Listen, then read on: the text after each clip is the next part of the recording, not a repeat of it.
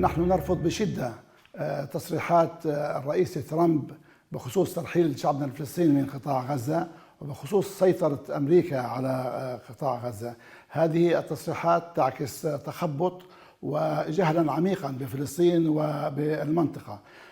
غزة بالتأكيد ليست أرضا مشاعا، وهي ليست عقارا يباع ويشترى.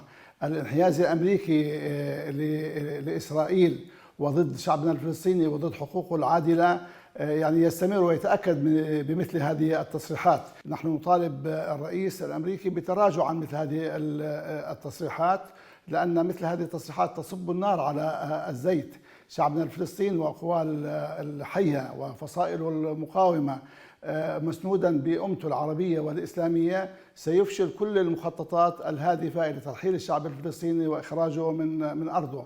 نطالب الزعماء العرب والمسلمين، نطالب بعقد قمة عربية إسلامية عاجلة للنظر بمثل هذه التصريحات واتخاذ موقف تاريخي وإرسال رسالة للعالم أن الشعب الفلسطيني وقضيته العادلة محتضن من أمته العربية والإسلامية، ولن يقبل بمثل هذه المواقف والتصريحات. نحن معنيون باستمرار وتواصل تطبيق المرحلة الأولى من اتفاق وقف إطلاق النار، وجاهزون أيضا لمفاوضات المرحلة الثانية التي كان من المفترض أن تبدأ خلال الأيام الماضية، والتعطيل والتأخير في ذلك هو بسبب نتنياهو الذي يماطل ويحاول أن يعني يعرقل الدخول في المرحلة الثانية.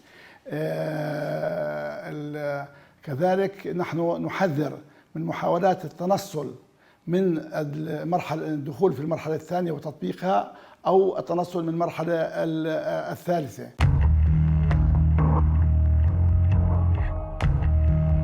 Ladies and gentlemen, the President of the United States. US President Donald Trump said the US would take over the war-ravaged Gaza Strip and develop it after Palestinians had resettled elsewhere. And I don't want to be cute, I don't want to be a wise guy, but the Riviera of the Middle East, this could be something that could be so bad, this could be so magnificent. It's a move that would shatter decades of US policy towards the Israeli-Palestinian conflict.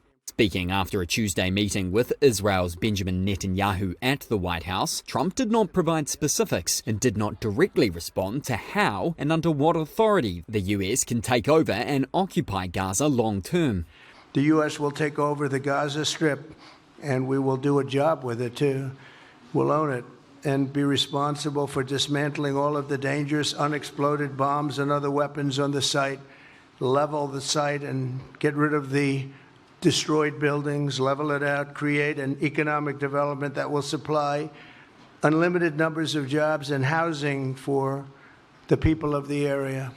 Netanyahu, whose military has fought for more than a year with Hamas militants in Gaza, would not be drawn into discussing the proposal in depth, but said Trump was, quote, showing willingness to puncture conventional thinking.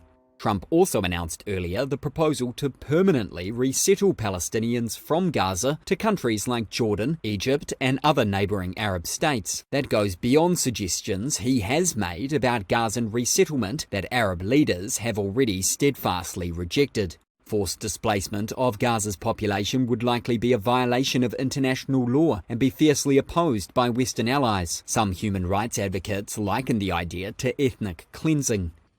Analyst Brian Katulis from the Middle East Institute told Reuters that he believes the proposals lack thought. Most certainly there's no plan behind this. And if there is, it's not a plan that has any connection to reality in today's Middle East, and it's certainly not in consultation with the Palestinians or neighboring countries like Egypt and Jordan. Senior Hamas official Sami Abu Zuri condemned Trump's calls for Gazans to leave as expulsion from their land and a recipe for generating chaos and tension in the region.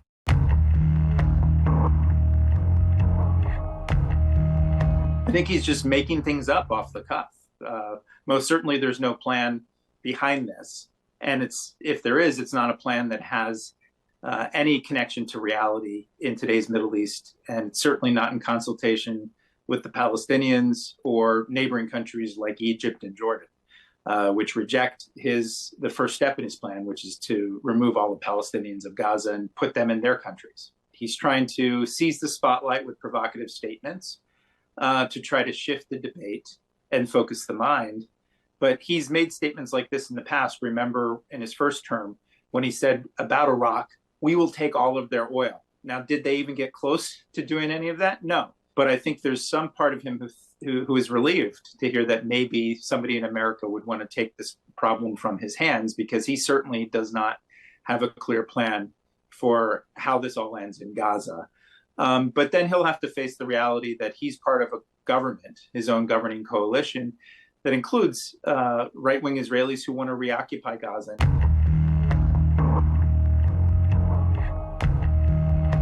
I think that Gaza maybe is a demolition site right now. If you look at Gaza, it's all, I mean, there's hardly a building standing, and the ones that are going to collapse.